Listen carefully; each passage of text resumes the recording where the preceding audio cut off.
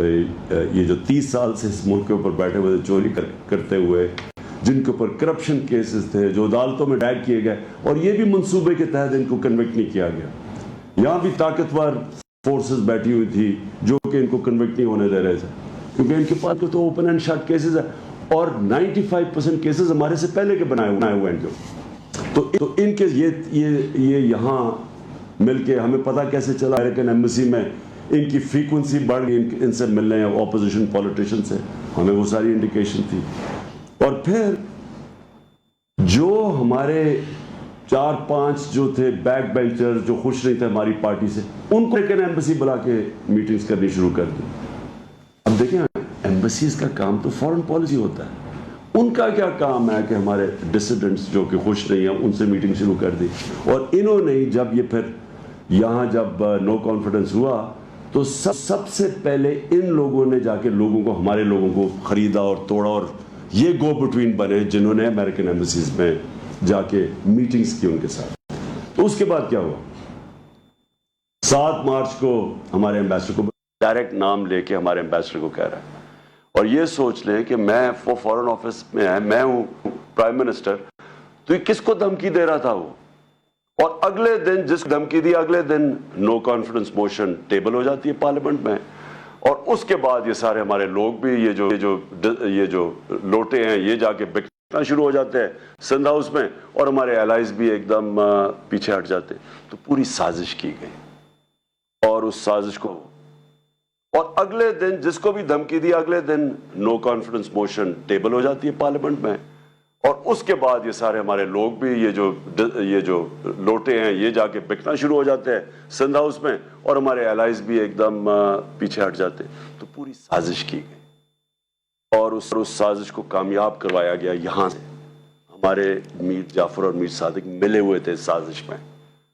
اور اس کے بعد گورنمنٹ جب گری، اور وہ سب کو پتا ہے اس کے بعد کیا ہوا، 12 بجے عدالتیں کھلی، اور وہ جو سارا ہاتھ باندھ کے ہمیں بالکل آئسولیٹ کر کے تو یہ گورنمنٹ ہٹائی گئی. لیکن جو اصل سازش، اس سے بڑی سازش ہے، وہ یہ ہے کہ چلیں اگر ہٹائی دینا تھا گورنمنٹ کو تو چلیں کوئی ایسے لوگ لے آتے جن میں شاید کوئی اہلیت ہمارے سے زیادہ اہلیت ہوتی، کوئی ان کے پاس کوئی گیم پلان ہوتا. پاکستان کا کرپٹ ترین مافیا کو ہمارے ملک کے اوپر مسلط کر دیا. شہباز شریف کے اوپر اور ان کی فیملی پہ 40 ارب روپے کے انڈر ٹرائل کیسز ہیں، انکوائری سٹیج پہ کیسز ہیں، اور نواز شریف اور اس کی بیٹی کنوکٹ ہو چکے ہیں. اس خاندان کو اوپر لا کے ملک پہ بٹھانا، باپ جو ہے شہباز شریف وہ بھی ضمانت پہ، بیٹا جو اس کا ہے حمزہ شریف جو ہر چھوٹے چھوٹے پیسے پکڑتا تھا، جو ان کے اوپر اوپن اینڈ شٹ کیس ہے. 16 ارب کا جو ایف آئی اے کا کیس ہے، وہ اتنا سیدھا کیس ہے کہ نوکروں کے نام پہ پیسے لیے انہوں نے، اور اس کے بعد فیملی ممبرز میں ڈسٹریبیوٹ ہو گئے. نیب کے اندر کیس، ٹی ٹی کا کیس کیا ہے کہ یہاں سے پیسے پکڑتے تھے، اس کے بعد وہ ہنڈی حوالے سے ملک سے باہر بھجواتے تھے، اور پھر فیک نام کے اوپر ریمیٹنسز دکھا کے پاکستان میں پیسہ لے کے آتے تھے. یہ کیسز جن کے پڑے ہوں، اور آپ یورپ میں اور انگلینڈ میں جو دیکھ رہے ہیں، مجھے آپ بتائیں کہ کسی بھی الیکشن میں اجازت دی جائے گی اس طرح کے لوگوں کو الیکشن لڑنے کی؟ وہ ہمارے ملک میں، اپنے ملک میں ان کے کیا مورالٹی ہے اور ایکسپیکٹیشنز ہیں پبلک ریپرزینٹیٹیو سے. ہمارے ملک میں پرائم منسٹر مسلط کر دیا ایک کرپٹ ترین آدمی، اور اس کے ساتھ سارا ایک کرپٹ ترین ٹولہ جو انٹیریئر منسٹر ہے. امیجن کرو جس کے نیچے انٹیریئر منسٹری ہے، ان کا اپنا وزیر نون لیگ کا کہتا ہے اس نے 18 قتل کیے ہوئے ہیں. ان لوگوں کو ہمارے اوپر بٹھایا. میں سمجھتا ہوں کہ یہ اس سے بھی بڑی سازش ہے. آپ نے اگر ملک کو تباہ کرنا ہے تو چوروں کو ملک کے اوپر بٹھا دیں. آپ نے ایک فیکٹری کو تباہ کرنا ہے تو ایک کرپٹ آدمی کو فیکٹری کا مینیجر بنا دیں، فیکٹری بند ہو جائے گی آپ کی. تو ملک جس کے 22 کروڑ کا ملک، اس کے اوپر ان لوگوں کو بٹھانا، میں سمجھتا ہوں کہ یہ صرف یہی نہیں کہ ہمارے خلاف سازش ہے ملک کی فیوچر کے لیے، بٹ یہ توہین بھی ہے ہماری. اور اس لیے مجھے بڑی خوشی ہوئی کہ جس طرح آپ سب نے نکل کے پروٹیسٹ کیا اور بتایا یہ ان ایکسیپٹیبل ہے. میں اس لیے آپ کو خاص طور پہ آج خراج تحسین پیش کرتا ہوں. میں اوورسیز پاکستانیز کو اس لیے ویلیو کرتا ہوں کیونکہ میں اتنی دیر اوورسیز پاکستانی رہا ہوں. میں اپنے 18-20 سال کرکٹ کھیلتا تھا تو باہر ہی ہوتا تھا پاکستان کے, اور میری انٹریکشن, اور میں اپنے ایک یعنی میں پاکستانی بھی تھا اور اوورسیز پاکستانی بھی تھا. لیکن جو اوورسیز پاکستانی ہے نا, ان کے اندر دو بڑی امپورٹنٹ کوالٹیز ہیں. ایک اسپیشلی یورپ اور انگلینڈ کے اندر آپ نے ڈیموکریٹک سسٹمز کو فنکشن ہوتے دیکھا, آپ نے اداروں کو چلتے دیکھا. آپ سب سے زیادہ سمجھتے ہیں کہ جو پاکستان میں ہوا ہے اس سے زیادہ ظلم کسی قوم سے نہیں ہو سکتا کہ پہلے سازش کر کے ایک الیکٹڈ گورنمنٹ گراؤ, اور اچھا وہ گورنمنٹ گراؤ جس نے پاکستان جب سنبھالا تھا تو بینکرپٹ تھا, سب سے بڑا بیرونی خسارہ تھا پاکستان کا, جس کو کرنٹ اکاؤنٹ ڈیفیسٹ کہتے ہیں. کبھی پاکستان کی تاریخ میں اتنا بڑا بیرونی خسارہ نہیں ملا تھا. اور اس ملک کو جو بینکرپٹ ملک تھا, جدھر ہمارے پاس ڈالرز ہی نہیں تھے, اور یعنی میرے لیے اتنا وہ شرمندگی کا وقت تھا کہ مجھے جا کے باہر کے ملکوں سے پیسے مانگنے پڑے کیونکہ ہم بالکل بینکرپٹ تھے, ہاتھ پھیلانے پڑے, اور شرم آتی تھی کہ لوگوں سے ہم پیسے مانگ رہے ہیں کیونکہ ہمارے پاس تو ریزروز ہی ختم ہو گیا تھا. ہمارے پاس تو دو ہفتے کی امپورٹس کے لیے پیسہ ہی نہیں تھا, ہم ڈیفالٹ کرتے جا رہے تھے. تو وہ ملک ہمیں جب ملا, اور مجھے بڑا فخر ہے کہ اس کے باوجود کہ ہمارے دوسرے پہ کرونا نے ہٹ کیا, پاکستان کو کرونا وائرس نے, اور آپ کو سب کو پتا ہے انگلینڈ میں, یورپ میں کیا اس کا امپیکٹ پڑا ہے. آپ یہ سمجھیں کہ یہ ہمیں باتیں کرتے ہیں اہلیت کی, کہ پاکستان وہ ملک تھا جس دنیا میں ریکگنائز ہوتا ہے کہ سب سے بہترین طریقے سے ہم نے کرونا کو مینج کیا. ہم نے اپنی اکانومی بچائی, اپنے غریب لوگ بچائے, اور پھر لوگوں کو کرونا سے بچایا. آپ یہ سوچیں کہ ہمارے ٹوٹل 31,000 لوگ بدقسمتی سے جو کرونا کے اندر گئے. ہندوستان میں جو لیٹسٹ ان کی اب جو فگرز, ریوائز فگرز رہی ہیں, 50 لاکھ سے اوپر لوگ ان کے مرے. 50 لاکھ سے اوپر, 50 لاکھ سے کوئی یعنی 53 تک ان کے لوگ مرے, جو لیٹسٹ فگرز ابھی آ رہی ہیں. اسی دور, اور ان کی اکانومی 7% گرو کر رہی تھی, -7 پہ چلی گئی. ہماری اکانومی تھی 0.2% پہ, اور ہم نے جس طرح کرونا ہینڈل کیا, ہماری تیسرے سال میں 5.6% گروتھ ریٹ تھی جو IMF نے لے کے آئے.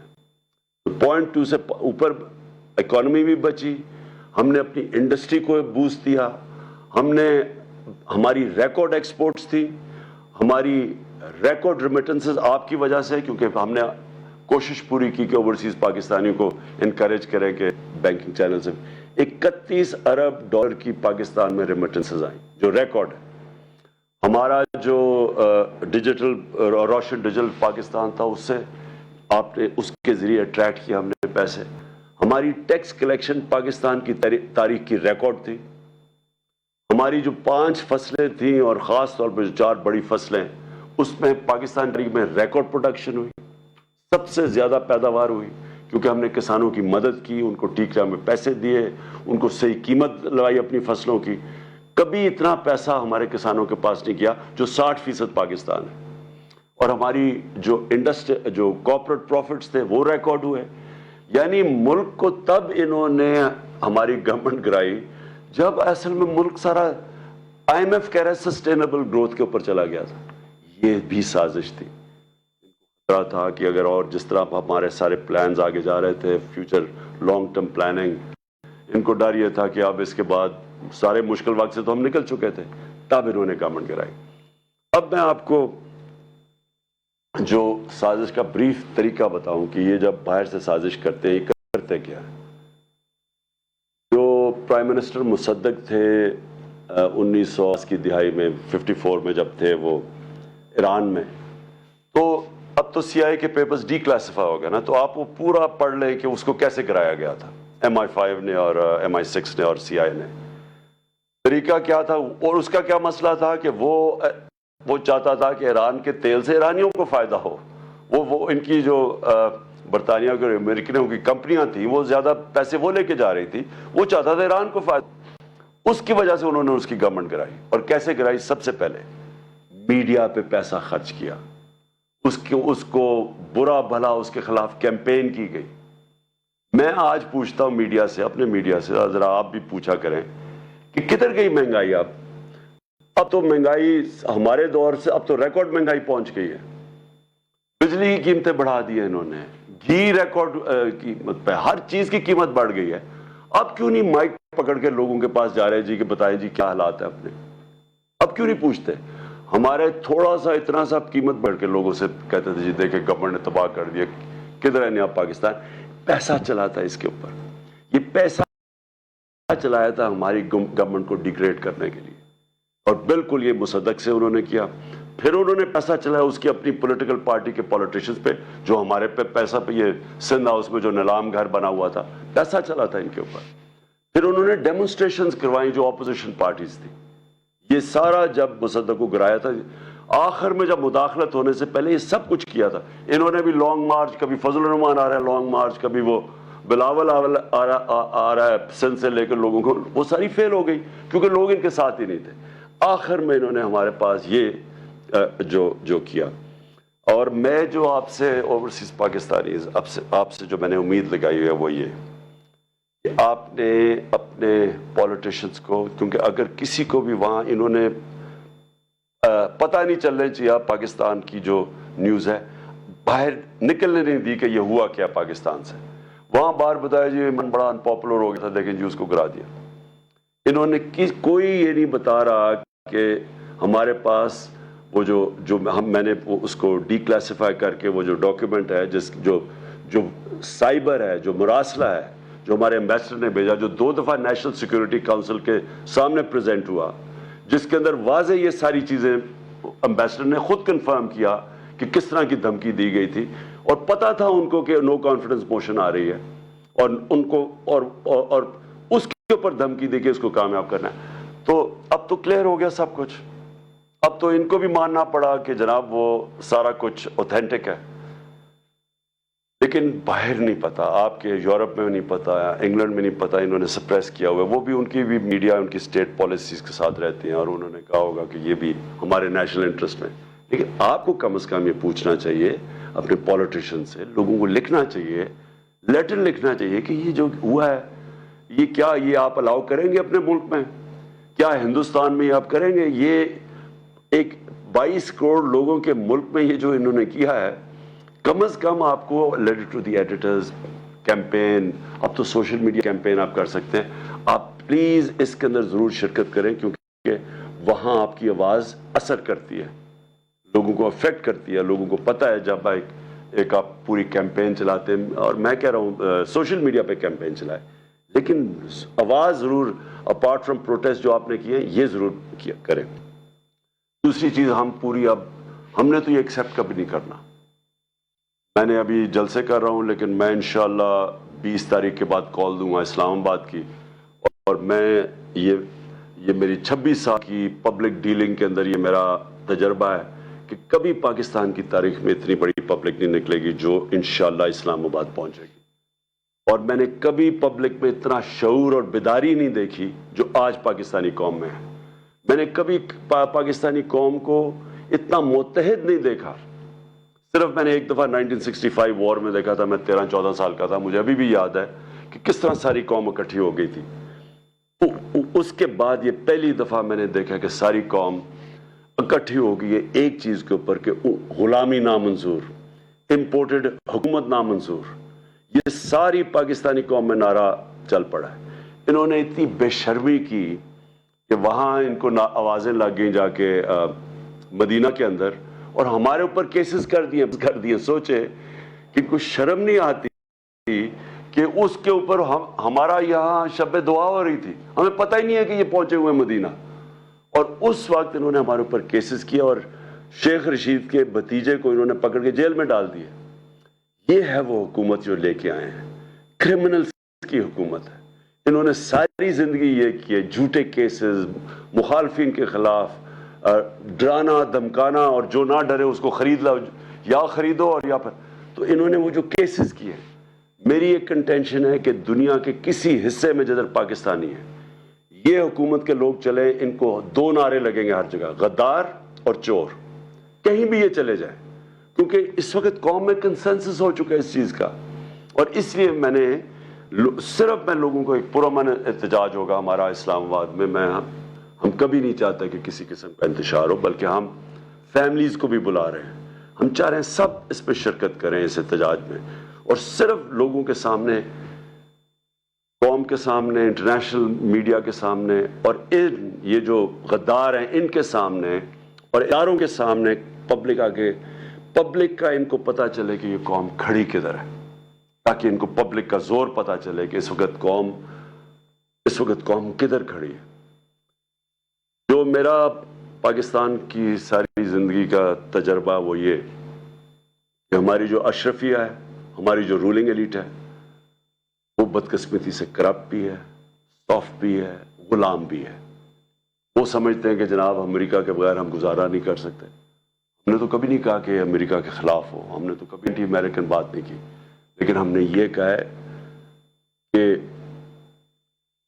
غلامی نامنظور. ہم دوستی کرنا چاہتے ہیں، غلامی نہیں کرنا چاہتے. اور یہ ساری قوم کی آواز ہے آج، کیونکہ قوم ہماری مضبوط ہے. جب بھی آپ پاکستانی قوم کو ٹیسٹ کریں گے، زلزلہ آیا میں نے خود دیکھا، سارے لوگوں نے شرکت کی. جب سیلاب آیا تھا، وہ اتنا بڑا پاکستان میں تباہی مچی تھی اس کی، ہر پاکستانی نے مدد کی تھی، باہر بیٹھے اندر بیٹھے. یعنی ہمیں جب آزمایا جاتا ہے قوم کھڑی ہو جاتی ہے. اوپر ہمارے بدقسمتی سے چیری بلاسم بوٹ پالش بیٹھے ہوئے ہیں، جن میں نہ کوئی خودداری ہے، پیسے کی بت کی پوجا کرنے والے ہیں، پیسے ان کے باہر پڑے ہوئے ہیں، چوری کر کے پیسہ باہر. آج ان کے جو بھی لندن جانتا ہے، سب سے مہنگے علاقے میں شریف خاندان کے گھر ہیں. ایک ایویڈنس نہیں دے سکتے کہ پیسہ کدھر سے آیا. اس لیے بیٹے باہر بھاگ گئے، کیونکہ بیٹوں سے جب پوچھنا تھا کہ بتائیں یہ آپ، ایک بیٹا 9 ارب کے گھر میں رہتا ہے اور دوسرا اربوں روپے کی جو پراپرٹیز ان کی اور جو مے فیئر کی ہے، بتا ہی نہیں سکتے کہ کدھر سے پیسہ آیا، کیونکہ چوری کا پیسہ ہے. آج پوچھتے رہے ان سے کہ وہ پینما پیپرز کے انکشاف کے بعد کہ بتائیں مریم کے نام پہ یہ 4 بڑے بڑے محلات ہیں آپ کے مے فیئر میں، پیسہ کدھر سے آیا؟ ایک پیپر نہیں یہ بتا سکے پیسہ کدھر سے آیا. نہ یہ بتا سکتے ہیں کیونکہ چوری کا پیسہ ہے. اس لیے یہ جو لوگ باہر بیٹھے ہوئے ہیں، یہ کبھی بھی اس ملک کے لیے سٹینڈ نہیں لے سکتے. ان کو پتہ ہے کہ کبھی بھی منی لانڈرنگ پہ ان کو پکڑ سکتے ہیں. جس طرح روس کے جو اولیگارکس ہیں، جو بڑے بزنس مین ہیں، ان کو آپ مغرب کے اندر ان کی پراپرٹی ضبط کر رہے ہیں، ان کو پکڑ رہے ہیں، اسی طرح جب بھی وہ چاہے ان چوروں کو پکڑ سکتے ہیں. اس لیے کنٹرولبل ہے، یہ کبھی ملک کے لیے سٹینڈ نہیں لیں گے. اور اسی لیے بھی یہ موومنٹ کا کامیاب ہونا بہت ضروری ہے. میں آخر میں آپ سب کو جو پیغام دینا چاہتا ہوں وہ یہ ہے کہ آپ نے اسی طرح مظاہرے کرنے ہیں. آپ نے جو آپ کے علاقوں میں پبلک ریپریزنٹیٹیوز ہیں، ان کو آپ نے ضرور خط لکھنا ہے، پٹیشن کرنی ہے، سوشل میڈیا کیمپین کرنی ہے. اور پھر آپ نے جو ہمارا وہ ہے جو ہمارا اکاؤنٹ ہے نامنظور.com، جو ہماری ویب سائٹ آئی، اس کے اوپر آپ نے سب نے اس میں کنٹریبیوٹ کرنا ہے، کیونکہ ہم آپ پوری کیمپین چلائیں گے اپنی سارے پاکستان میں. اور اس کیمپین کے لیے ہمیں اوورسیز پاکستانیز کی بڑی ہیلپ چاہیے ہوتی ہے، کیونکہ آپ کی کنٹریبیوشن، تھوڑی سی کنٹریبیوشن یہاں ہمیں بڑا فائدہ پہنچاتی ہے. اس میں ضرور آپ نے کنٹریبیوٹ کرنا ہے. اور انشاءاللہ وقت یہ ثابت کرے گا کہ یہ جو پاکستان میں ایک ڈیفائننگ مومنٹ ہے، اور یہ وہ ایک لمحہ ہے پاکستان میں جب یہ قوم بالکل آزاد ہو جائے گی اس طرح کے چوروں سے، ڈاکوؤں سے، غداروں سے. اور یہ پھر جو میں خواب دیکھتا تھا نیا پاکستان کا، اس خواب کی طرف ہم نکل جائیں گے. پاکستان زندہ باد.